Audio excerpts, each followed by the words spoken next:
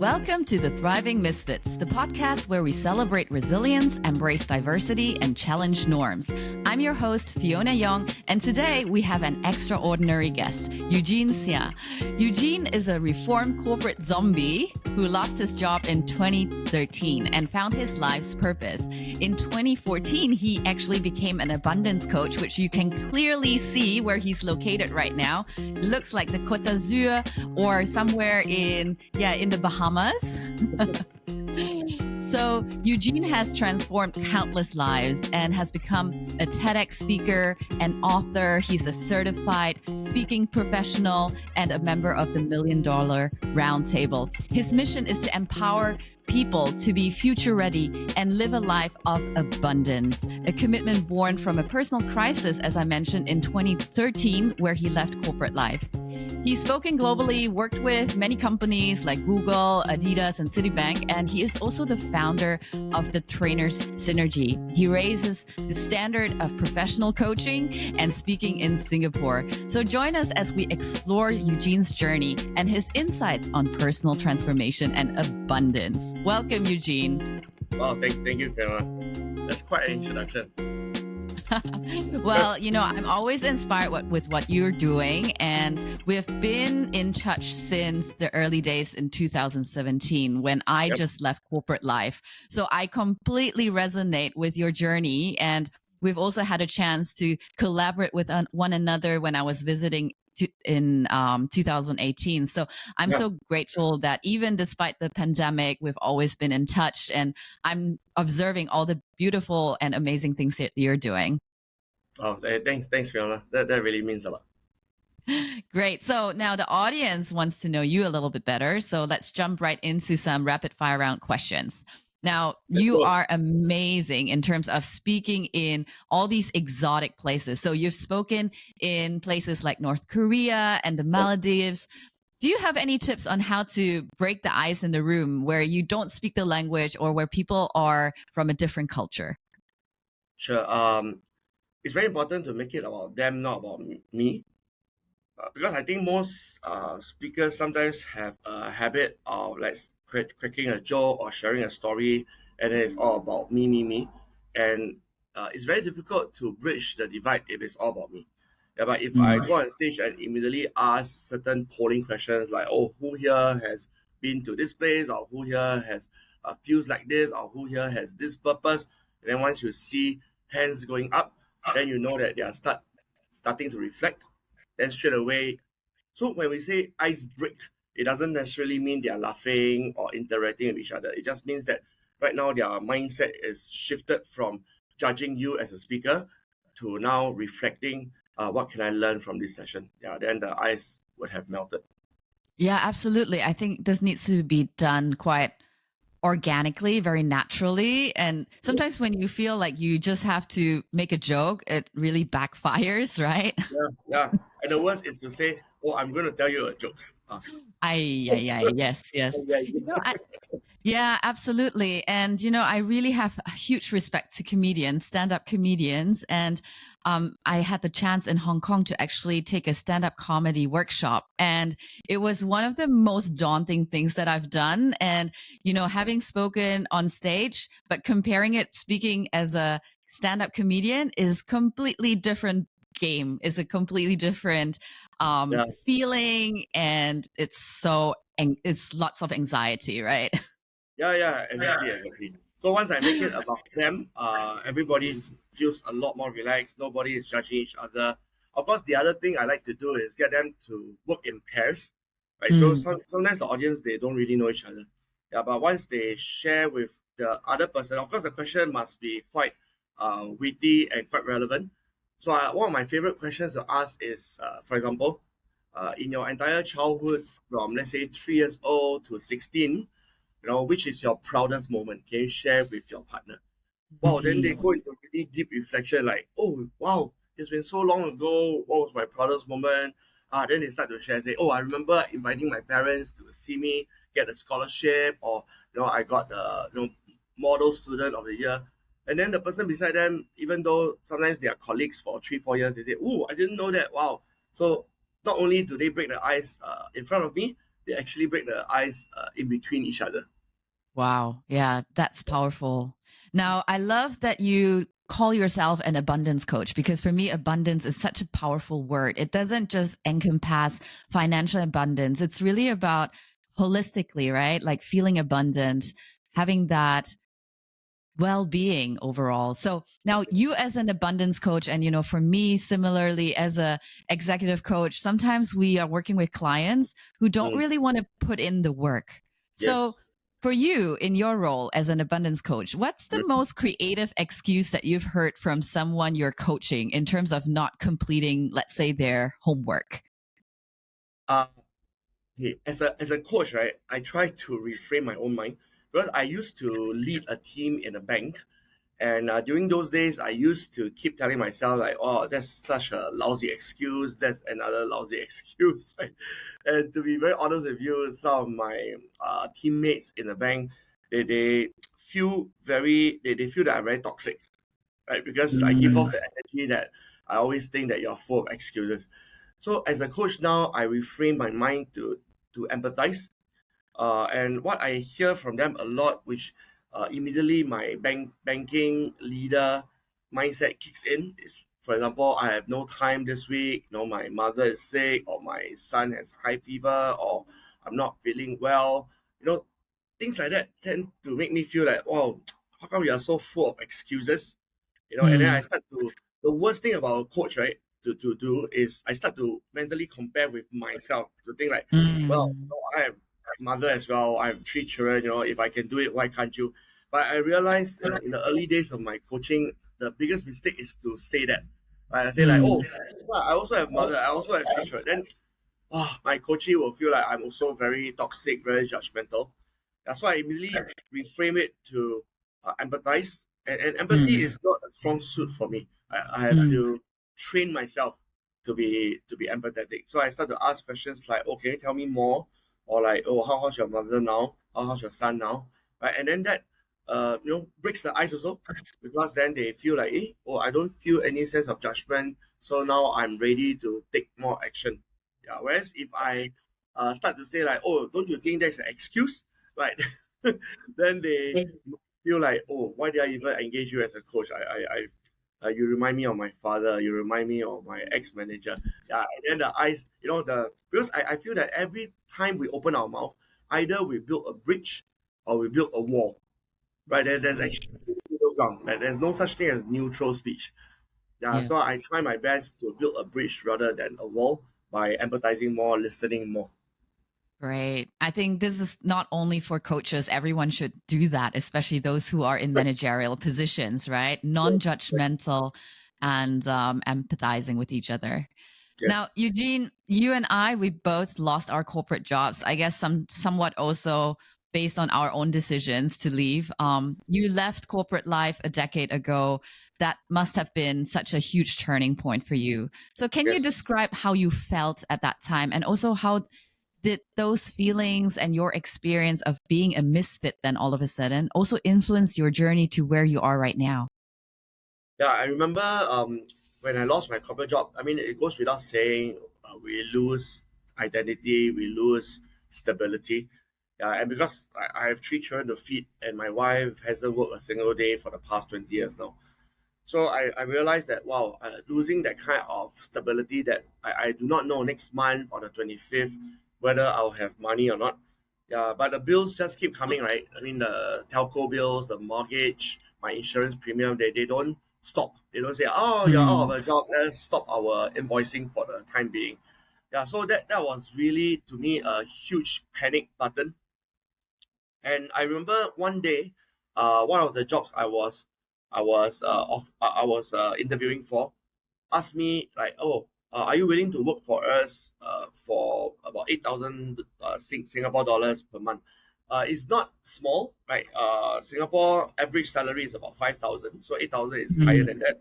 But it's just a fraction of my previous pay, right, as a banker. mm, So I was really struggling with that because part of me wants the stability, but the other part of me wants the purpose, right? So and most people struggle with this, like stability of purpose. And if we answer the question wrongly, now my stability is the most important thing, then I will end up with the $8,000 per month, right? And having not much purpose, right? Just to pay bills, just for stability. Mm-hmm. So I remember on that day I made a mental switch, right? The mindset switch is never mind about $8,000 per month. In fact, never mind about how much I earn per month, right? Let me pursue my purpose. And that's when I realized that, okay, I want to spread abundance, right? I want to, of course, gain abundance, win-win, right? And I will do almost anything like coach, speak, train, consult. As long as it's something related to my purpose, I will do, right? And also on that day, instead of thinking about money, I thought about meaning, right? Purpose. Mm. I also made a switch to start creating ecosystem. But because last time when we were taking a degree, we had to specialize in something, right? Choose a major, and then even in the department, I have to choose like, well, should I do communication or should I do marketing? I mean, both sound so similar, but I had to choose. Yeah, but Mm. now as an entrepreneur for the past 10 years, I don't have to choose. I don't have to specialize. But as long as it resonates with my purpose, as long as I have the time to do it, then I will just do it. Like so speaking and coaching is actually two completely different career. Right? Speaking is tell I story, agree. right? Inspire. And then coaching is like talk as little as possible and then ask questions, listen, empathize. So these two in fact require very different personality, right? And then different scheduling as well. Yeah, but I Yes. want to do both because both are meaningful, both are fun, Mm. both bring me overseas, both uh, provide value for my clients. Yeah, so I realized I don't have to specialize. I can combine different things into an ecosystem of abundance. And that resonates with me. As you know, I'm not only coaching, actually, right now, I'm doing much more corporate training, consulting, speaking as well. And we both just published a book, right? Yeah, So we're wearing multiple hats. But I think the most important thing is that we can really say that we're only doing things that makes us enthusiastic about them, right? yes, yes, Yeah. yeah, What I always say is that if it's not a hell yes, it's definitely a complete no to me. yeah, Yeah. yeah. The heart must beat faster. It's like when you first fell in love. I agree for sure. And it takes a lot of courage, right, to Yes, pursue that. Now, we always talk a lot about educational systems here in Asia. You know, I grew up in Germany. It was very, very different. yeah, And education systems here in Asia, they often see the primary path to success is academics, right? yeah, yeah, Academical results and achievements. So, how yes. did you how did you turn your personal experience and also challenge these norms and most importantly help support your son's decision to eventually drop out of an elite school and Yeah, pursue his passion in video editing? yeah. I'm very, very thankful I lost my job. Yeah, really. I mean, I can say it now. Of course, I wouldn't have said it on the day I lost my job. Yeah, because throughout my whole life, I was a very traditional person, right? I scored a lot of A's in school. I studied hard. I won a scholarship with the Singapore Stock Exchange. So I was on the traditional path of success. And if I did not lose that traditional path, I would still hold on to the mindset that that is the way to succeed. And that would have affected the way I parented my son and my daughters as well. Right, but thankfully, I lost my job and thankfully I couldn't find another job at the same pay. So that created a brand new pathway, neural pathway that was totally untapped. And I realized that in my traditional schooling system, I wasn't even trained in that part of the brain. You know, like people do brain scans, different parts of the brain will light up, certain parts of the brain, Mm-hmm. and I realized that a huge part of my brain was dark. It's like totally untapped. There was no neural pathways there. Things like resourcefulness, innovation, entrepreneurship. All these Mm. things were very dark. I only knew how to climb the corporate ladder, run a meeting, hit KPIs, and those parts were very colorful, right? So I decided, okay, since now I'm on a new pathway, it's almost like moving to a new place, right? Then you realize, hey, Mm. how come this place is just full of forest? The house has no electricity. Then you have to learn, okay, how do I live life without electricity? How do I live life without going to the supermarket? Then I have to learn what fruits can eat, what fruits cannot eat. Yeah, so it's like a brand new lifestyle. I feel like entrepreneurship, although we are still living on Earth, is as if we have moved to another planet. It's a completely new way to live. You network, you have to be resourceful so that you can still earn a living. You have to learn to negotiate, learn to package your coaching services, right? So because of this, when my son told me, sorry, Dad, I don't really want to stay in this elite school anymore, then it became a lot more natural because I've already created a new way of living. Then I Mm, can now resonate with what he wants to do, which is also a new way of living. Yeah, but he has the privilege of doing it much sooner, at the age of mm. 16, whereas I did it at the age of 41. Right. So of course, when you want to create a new pathway, you want to do it as soon as possible. So I felt that okay, I respect my son's decision and I allow him to drop out of school. I allow him to study gaming, right? That's like what kind of industry is that, gaming? You Yeah, can so study gaming? yeah, in Singapore, and it's a relatively new course. So when he told me I'm gonna do it, and I can see the fire in his eyes, then I thought, okay, it's very rare for a teenager to have fire in his eyes about study. Mm. So I thought, okay, as a father, it will be a sin. It will be a crime if I say no. You cannot study gaming. You must study mathematics. Right. So I realized, okay, I want my son to be happy and successful. Please study whatever you want. Yeah, because you have to walk the talk, right? He saw you leaving corporate life, that Yes. corporate comfort zone, and then you can't be, you can't, you are his role model, and you can't just impose something on him that is Yes, not even your own lifestyle, right? yes, Um, exactly. yeah. So now you coach a diverse range of clients from very different backgrounds and also industries. So what drew you to embrace such a diverse clientele in your coaching practice?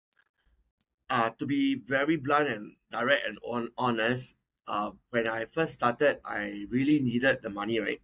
So Mm, I realized again back to this specialization thing. Some people say I only coach on leadership and nothing else. Then obviously, if there's a lot of people wanting to pay you but not on leadership, you have to turn them down. But mm, because mm, I was very open to the possibility as long as it aligns with my purpose, and of course, mm, if it brings me money because I'm still feeding my 3 children, then I will say yes. Yeah, and I remember one of the first few speaking gigs I had was on sales, but I had no sales experience, right? Because I was in the corporate world. I wasn't mm, earning a commission. It was just salary plus variable bonus. Right, so I could have said no, said, oh, sorry, I don't do sales. But I said yes. And because I'm thankful of Google at the time, no ChatGPT, but there was Google, there's YouTube.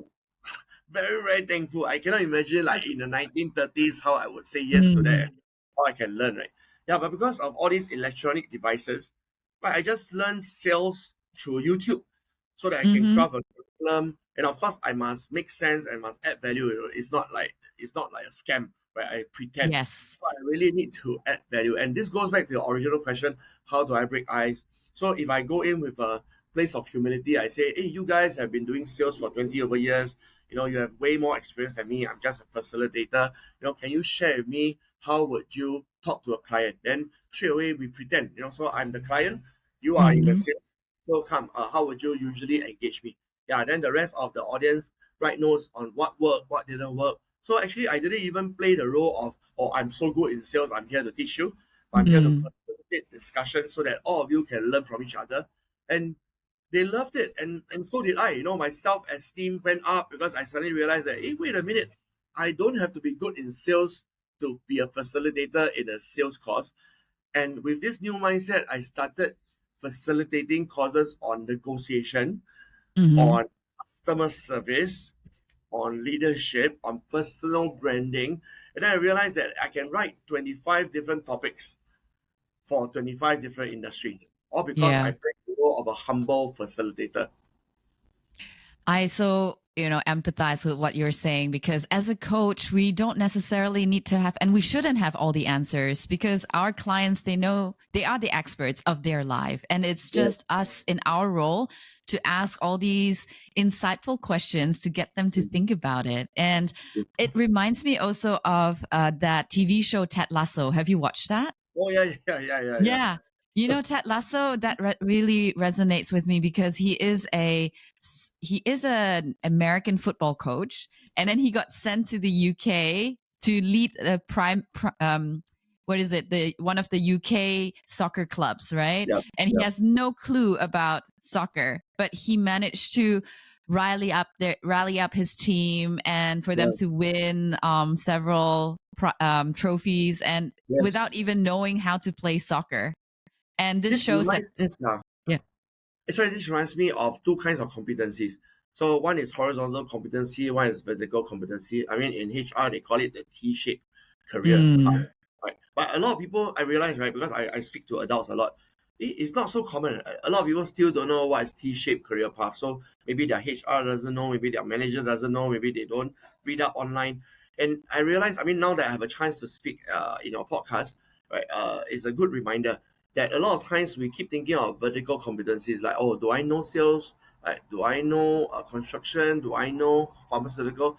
Right? Maybe I know, maybe I don't, but doesn't matter. Right? Do I have this? And this horizontal part is like, do I have empathy? Do I know how to facilitate questions? Am I good in listening? Right? Do I know how to create frameworks? Right? So all these are the horizontal part. And the stronger we are in the horizontal part, the less likely we need to be very strong in any single vertical. absolutely. And this reminds me of my own career path. You know, I started off in finance without even majoring in finance. And then I moved to digital transformation and eventually I became head of custom operations, even though I've never led a team and I've also no experience in customer operations. But I think organizations need to realize that they need to provide these kind of options to especially talents in their organization because they don't just want to climb up the corporate ladder in a traditional way, right? They want to see it more broader, like you said, that horizontal view. That's Yes. amazing. Now, a lot of the podcast listeners and viewers, they feel that they are misfit. They don't feel like they belong. Now, you are a father of three, including a neurodivergent son.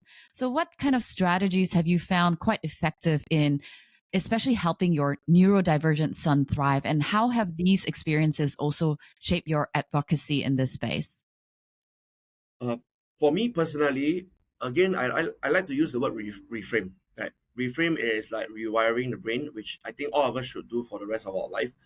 And the moment I reframe, for example, the word misfit, because if I think that certain people are misfit, certain people are not misfit, then I may not feel a sense of belonging. I may feel like lower self-esteem. Yeah, but the moment I think of everybody being misfits, it's just a misfit in what? I love to watch movies, so shows like X-Men, where Mm-hmm. people like touch people and they die, or they can tell the future, or they can fly, or they can turn invisible. These are like misfits. Yes. No, but actually, everybody has some kind of superpower, right? It can Mm. be your memory, it can be your speaking, it can be active listening. And the moment we discover that, yes, maybe I'm a misfit in, let's say, the academic world, or I'm a misfit in terms of the corporate world, that I don't like to climb the corporate ladder, I don't like to kowtow, we call it, bow to our bosses. Mm. Maybe I'm a misfit in terms of following normal like rules, and not that we are illegal or what, but following normal traditional rules. Yeah, then people would say, hey, this guy is a misfit. How come he has three children but he has no full-time job? How come he's a 48-year-old but behaves like a 28-year-old, always Yeah. cracking joke, high energy. I see these not as misfits anymore, but as superpowers. At the moment Mm. you embrace, like Dr. Xavier, Professor Xavier, the one on the wheelchair, no hair, like he can recruit all these misfits into his school of the gifted, right? And then he Yeah. starts to empower them with the right mindset that, well, these are not curses, right? These are blessings. Wow, it's almost like Spider-Man, which is from another universe, where he suddenly realized, like, oh, with great power comes great responsibility. Yeah, and Yes. I think everybody at some point, right? Maybe it's neurodivergent, right? Maybe some even have suicidal thoughts. As long as they don't actually succeed in suicide, right? Then as long as they share such stories, as long as they keep rewiring, right? They can be a blessing to the rest of the world. I just came back from Vancouver, by the way. So I was listening to keynote speakers, And one of them is this very, very young girl, 20 something years old, and she tried to commit suicide before. But because she overcame that through counseling, and now she runs a huge non-profit that attracts a lot of youngsters who also are depressed, also like some the families left them, and now all of them are drawn by her movement to give back. Mm. The only thing they do is very simple. They just write letters to strangers. In fact, the movement is called Letters to Strangers. And just a Oh, simple thing like that, you don't even need coding, don't need programming. It's just take out a piece of paper and write letters to strangers. She now runs in hundreds of countries. So when I wow. look at her, I find like, wow, I find hope for myself. I find hope for my Yeah. son. I find hope for any young person who say, I have no talent, I'm depressed, my family doesn't support me, so-called misfits. But those Mm. can turn into superpowers. Absolutely. Yeah. How can we transform our adversities into our advantages, right? Like that's Yeah. the theme of this podcast. Mhm. So amazing stories, Eugene. As usual, I always love to talk to you. So we really had the privilege of speaking with Eugene today, whose journey from corporate setback to becoming an abundance coach now has been nothing short of inspiring.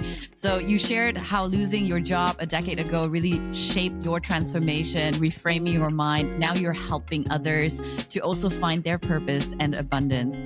So we explored all of your insights into fostering an inclusive mindset and both in personal and professional realms.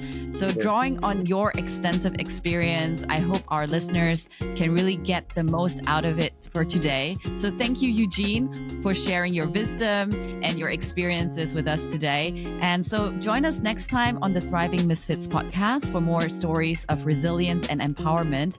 Make sure that you subscribe and also review our podcast on Apple Podcasts, Spotify, and YouTube. So until then, stay curious and keep on thriving.